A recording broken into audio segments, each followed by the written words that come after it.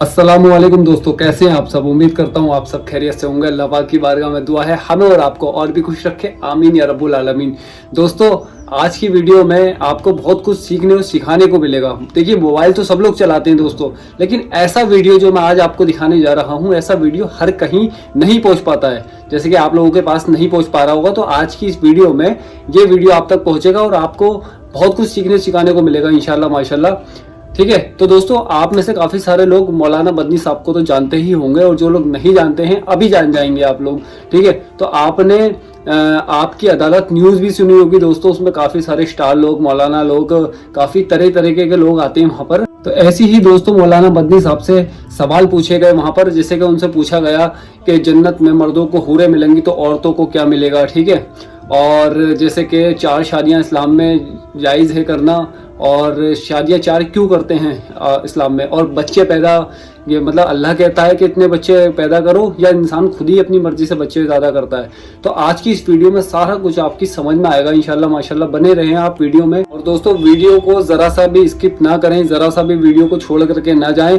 इस बंदे का कहना है कि ऐसा मौका मौलानाओं को मिलता है और लोगों को मिलता है, लेकिन हमें नहीं मिलता है। हमसे कोई ऐसे सवाल नहीं करता है। अगर हमसे कोई ऐसे सवाल करेगा तो मैं उसका जवाब दूंगा। तो भाई, इसने वाकई में बहुत सही जवाब दिया है और बहुत ही तरकीब के साथ में इसने समझाने की कोशिश करी है। आइए हम और आप इस वीडियो को रिएक्शन देते हुए देखते हैं। ठीक है, चलिए शुरू करते हैं।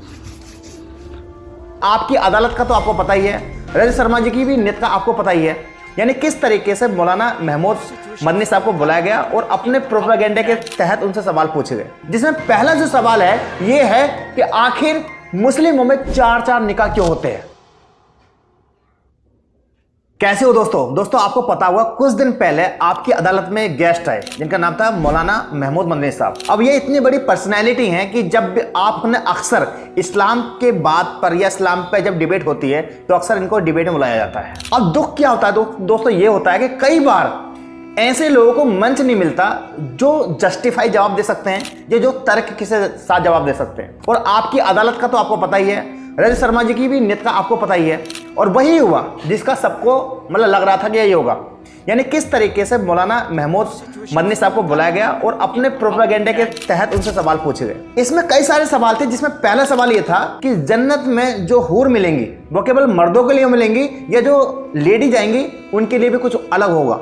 दूसरा सवाल ये था, ऑडियंस में से पूछा गया कि जो मुसलमान बच्चे पैदा ज्यादा करते हैं, इसमें ये अल्लाह का हाथ होता है या इंसान का होता है, यानी अल्लाह कह रहा है या इंसान के हाथ में कंट्रोल होता है। इसके बाद तीसरा सवाल जो था वो शादी को लेकर किया गया, जो रजत शर्मा ने खुद किया कि मुसलमान में 4 बीवी क्यों होती हैं और ये इस्लाम इजाजत क्यों देता है। और आपको मैं रियल बताऊं, इस तीनों सवाल का मौलाना महमूद मदनी साहब जो है तर्क के आधार पर, लॉजिक के आधार पर जवाब नहीं दे पाए। या तो वो ऑडियंस को नाराज नहीं करना चाहते थे या उनकी आदत है। No hate, I respect him, मैं उनकी बहुत इज्जत करता हूं, बट मेरा मानना यह है कि जब आप इतने बड़े मंच पर बैठे हुए हैं तो आपकी जिम्मेदारी बनती है कि जिस तरीके से पूरे समाज में एक मुस्लिम कम्युनिटी की एक इमेज बनाई गई है, क्योंकि लोग इस्लाम को नहीं पढ़ रहे हैं, दे रीड यू, वो आपको पढ़ते हैं, तो आपकी जिम्मेदारी बनती थी कि आप लॉजिक के साथ जवाब दे सकते थे। और मुझे फील हुआ यार, हम जैसे लोगों को मौका क्यों नहीं मिलता। तो आज मैं अपने चैनल के माध्यम से उन तीनों सवालों का जवाब दूंगा, जिसमें पहला जो सवाल है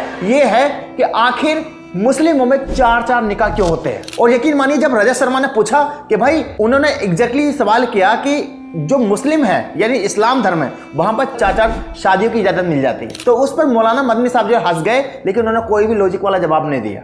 ये डेटा के खिलाफ है। ये आज की तारीख में जो डेटा है, बस उन्होंने इतना कह दिया कि नहीं, आप डेटा निकाल लो, डाटा के अकॉर्डिंग जो है डाटा कुछ और कह रहा है। But this is not a logical answer. मैं इसका जवाब देना चाहता हूं। जब हम ये बात करते हैं ना इस्लाम में कितनी शादी हैं, तो गैर मुस्लिम तो छोड़ो, जो मुस्लिम कम्युनिटी है उनके भी दिमाग में ये है कि 4 निकाह करना जो है जायज है। 4 निकाह आप कर सकते हो, इसकी इजाजत है। और यकीन मानिए, जो मेरी उम्र है 27 साल, आपकी उम्र जो भी होगी, आज मैं आपको बताने वाला हूं जो बिलीफ यानी रियलिटी क्या होती है, इल्यूजन क्या होती है। पहले आपके दिमाग में उलेमा द्वारा या मौलाना द्वारा ये डालने की कोशिश की गई कि कि आप 4 शादी कर सकते हो, लेकिन आपको बातों को छुपाया गया, आपसे कुछ तथ्य छुपाए गए। आपको पता रियलिटी क्या है? रियलिटी यह है कि हमारे प्यारे आका उन्होंने 11 निकाह किए थे। कितने? 11 निकाह। जब वो 25 साल के थे, यानी 25-26 साल उनकी एज थी, जब उन्होंने अपना पहला निकाह किया, वो किनसे किया? हजरत बीबी खदीजा से। और उन्होंने अपनी पूरी जिंदगी यानी अपने जमाने के 25 साल उन्होंने एक लेडी के साथ गुजार दिए, यानी हजरत माँ बीबी खदीजा, उनके साथ गुजार दिए उन्होंने 25 साल।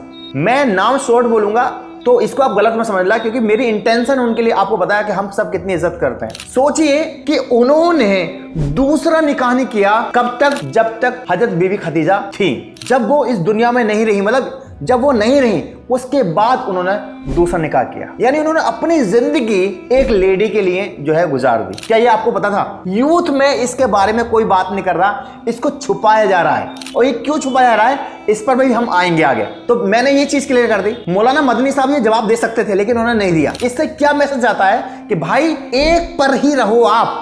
और उसको कुरान कह रहा है कि अगर आप जिम्मेदारी ना निभा सको, अगर आप फैसला ना कर सको, या अगर आप इंसाफ ना कर सको, तो एक पर ही रहो आप। अब सोचिए कि हमारे प्यारे आका ने 11 निकाह किए, उस पर भी हम आएंगे, लेकिन उन्होंने अपनी पूरी जिंदगी एक लेडी के लिए, मतलब जब तक हजरत बीबी खदीजा थी, उन्होंने दूसरा निकाह नहीं किया। यानी जब उनकी एज 49-50 साल हो गई और हजरत बीबी खदीजा इस दुनिया से हो गई, उनके बाद उन्होंने दूसरा निकाह किया। तो कितना बड़ा मैसेज था। जो अब सोचो, उन्होंने इंसानियत के लिए 10 निकाह और किए, क्या वो उस पीरियड में नहीं कर सकते थे? उनके जीते जी कर सकते थे ना, लेकिन उन्होंने बाद में किए। पहली चीज। दूसरी चीज, जब उन्होंने निकाह किया उस समय उनकी एज कितनी थी? 25-26 साल के आसपास एज थी। वो हजरत बीबी खदीजा की एज कितनी थी? उनसे ज्यादा थी, और वो ऑलरेडी 2 बार शादी कर चुकी थी। यानी हमारे प्यारे आके के जितने भी निकाह हुए हैं, उसमें से 4 बीबी ऐसी थी जिनकी ऑलरेडी 2 बार निकाह उनका हो चुका था, और 4 से ज्यादा बीबियां ऐसी थी उनकी जिनका एक बार निकाह हो चुका था। केवल 11 निकाह में एक ही निकाह, यानी हजरत माँ आयशा ऐसी थी जिनका निकाह नहीं हुआ था, मतलब हमारे प्यारे आका से हुआ। जब उनका दूसरा निकाह हुआ तो हजरत माँ सौदा से हुआ, सौदा से, तो उनकी एज लगभग बराबर थी, मतलब 49 साल इनकी, 49-50 साल, और 49-50 साल उनकी बराबर की एज थी। सोचिए आप। चलो ये तो चलो इस्लाम की बारीकियां हैं, इसको जो दूसरे लोग नहीं मानेंगे, लेकिन वो लॉजिकली इतनी बात तो मान सकते हैं ना कि हमारे प्यारे आका ने हजरत माँ खदीजा उनके रहते रहते दूसरे ने निकाह नहीं किया, और इसके बारे में कोई बात नहीं कर रहा, कोई यूथ को समझाना तैयार ही नहीं है। और भाई प्यारे आका ने या अल्लाह ने कोई हुक्म नहीं दिया 4 निकाह का, इजाजत दी गई है। और इजाजत की क्यों दी गई है? ये होती है कल्चर। कल्चर धर्म नहीं होता, धर्म का हिस्सा होता है। जैसे यहां पर यूपी में आप इधर देखोगे लड़कियां बुर्का पहनती हैं, लेकिन आप बंगाल जाओगे, बंगाल, वहां पर लड़कियां साड़ी पहनती हैं। दिस इज ए कल्चर, ये कल्चर है। जैसे आप नैनीताल जाओगे तो वहां नाश्ते में आपको क्या मिलता है? मोमोज मिलते हैं। आप यूपी में जाओगे आपको पूरी मिलेगी, छोले मिलेंगे, कुलचे मिलेंगे। This is culture. समझ रहे हैं आप? यानी 4 शादियां वो एक कल्चर का हिस्सा था। क्यों था? इस पे भी आएंगे हम लॉजिकली। अभी कौन सी सन चल रही है इस समय? 2024 चल रही है। ज्यादा पीछे था हमारे प्यारे आका का दौर कौन सा था? 570 में आप इस दुनिया में आए, और मतलब आप ये मानो 600 के आसपास का दौर था। वो 30 साल भी एज जोड़ोगे तो 600 के आसपास दौर था। 600 तो बहुत पुराना दौर हो गया। मैं आपको 1100 या 1200 का दौर बताता हूँ। 1200 का दौर वो था जब ओटोमन एम्पायर की शुरुआत हुई थी, उस्मानिया सल्तनत की शुरुआत हुई थी।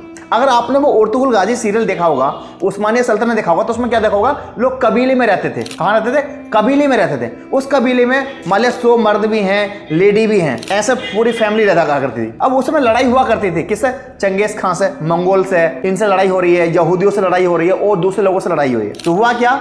उसमें मर्द मारे गए। जब कभी लड़ाई होगी, युद्ध होगा, तो उसमें क्या होगा? अमूमन तौर पर ज्यादा कौन मारे जाएंगे? मर्द मारे जाएंगे। पता चला कि 100 में से मर्द रह गए केवल 22, और औरतें कितनी रह गई? 80 या 85। तो उनको ये प्रिविलेज दी गई, उनको ये छूट दी गई, उनको ये अलाउ किया गया कि आप इनसे निकाह करो। क्यों? इंसानियत के रूप में। अल्लाह इंसान की फितरत को जानता है, क्योंकि अल्लाह ने इंसान को बनाया है। अब मान लीजिए आप मैरिड हैं और आपके घर में एक लेडी है जो विडो है, या मान लिया कोई लड़की जवान है, वो घर में रहेगी, तो क्या होगा? शक पैदा होगा, लोग तरह तरह की बातें बनाएंगे, ताने करेंगे। तो उसको जायज किया गया कि भाई आप इंसानियत के नाते इनसे निकाह करो। वो कंडीशन वो थी। क्या आज ऐसी कंडीशन है? आज तो कोई युद्ध भी नहीं हो रहा, आज तो कोई लड़ाई भी नहीं हो रही। आज जो शादी कर रहे हैं 99% लोग कर रहे हैं अपने प्रॉफिट के लिए, अपने मजे के लिए। क्या कोई इंसान विडो से शादी कर रहा है? नहीं। क्या कोई अपनी एज से ज्यादा वाली लेडी से शादी कर रहा है? नहीं। कोर्ट क्या करते हैं कि यार हमारे प्यारे आका ने की। अरे भाई प्यारे आका की कंडीशन क्या थी? दूसरी चीज आपको बताऊं, ज्यादा दूर मत जाओ, रसिया में चले जाओ। आप सुनते होंगे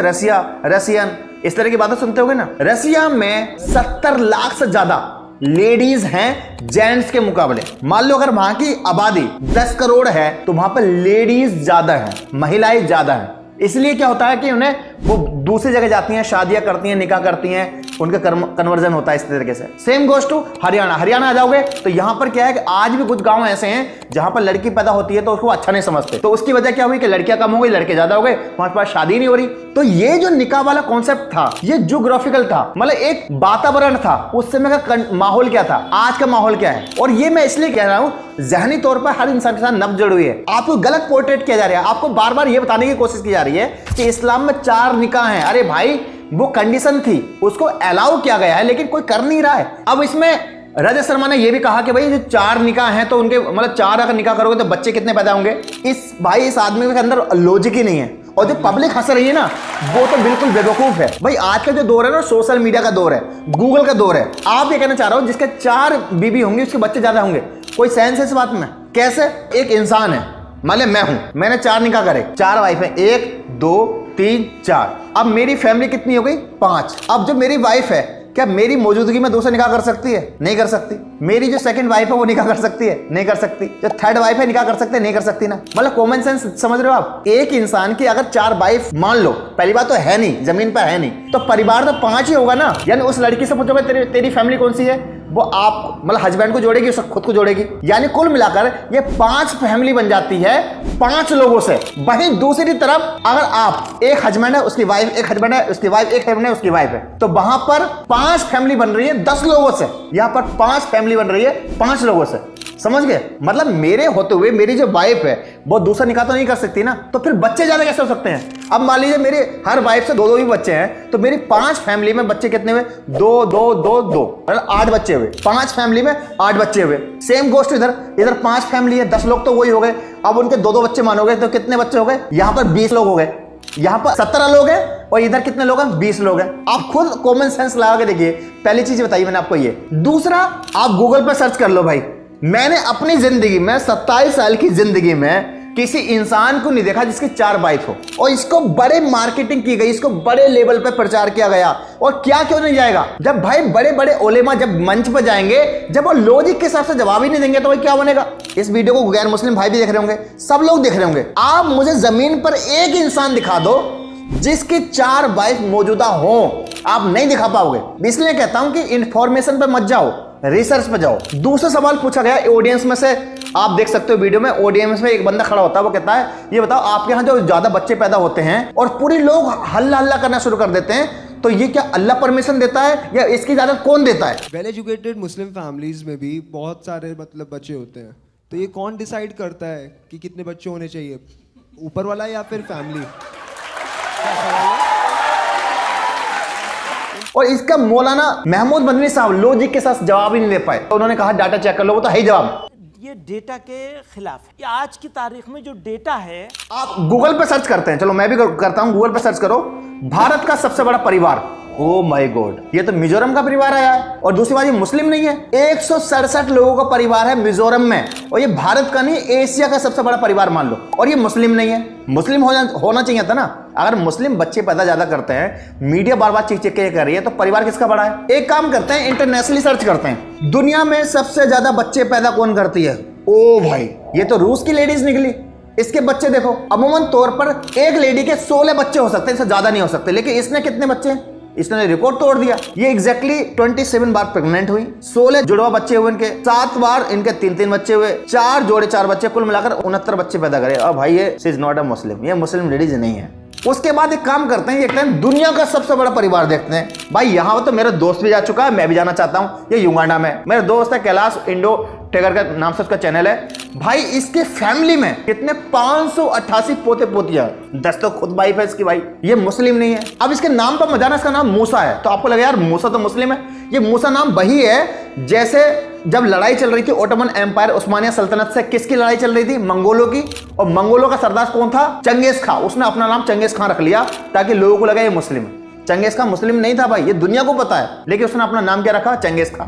सेम इसी तरीके से इसका नाम मूसा, मूसा से लगा मुस्लिम है। तो दुनिया का सबसे बड़ा परिवार, दुनिया की सबसे ज्यादा बच्चा पैदा करने वाली लेडीज, और भारत का सबसे बड़ा परिवार, दे आर नॉट मुस्लिम। ये मुस्लिम नहीं है। ये है रिसर्च। प्रॉब्लम दोस्तों ये आ रही है मुझे कि जब आपको इतने बड़े मंच पर इनवाइट किया जाता है मौलाना महमूद मदनी साहब को, पहली बात तो मुझे ये समझ में नहीं आ रहा कि इन्हें रिप्रेजेंट कौन करता है। भाई कोई हेट नहीं है इनके लिए, लेकिन सवाल ये है कि जब आपको इतना बड़ा मंच मिलता है तो आप ये बातें क्यों नहीं रख सकते कि दिस नॉट ए कल्चर। वो पुराना टाइम था, राजा 10-10 रानियां रखते थे, नो हेट। बस राजा दशरथ साहब, उनकी 3 रानियां तो ऑफिशियल थी। मैं नहीं जाना चाहता, मेरा मकसद नहीं है, क्योंकि मैं तो इस्लाम को डिफेंड करूंगा, इस्लाम की बात करूंगा। मैं गूगल पर उठा के देख लो, पता चला कि उसकी इतनी रानियां, उसकी इतनी रानियां, उसकी इतनी रानियां, जमीन पे नहीं है। ये मतलब इस लेवल का प्रोपेगेंडा चल रहा है। ये दोनों जवाब दे दिए मैंने आपको। बच्चे का जवाब दे दिया कि बच्चे कौन पैदा ज्यादा करता है लॉजिकली। दुनिया का सबसे बड़ा परिवार मुस्लिम नहीं है। दुनिया का सबसे ज्यादा बच्चा पैदा करने वाली लेडी वो मुस्लिम नहीं है। तो रूस की वो लेडी जो है दूसरी है।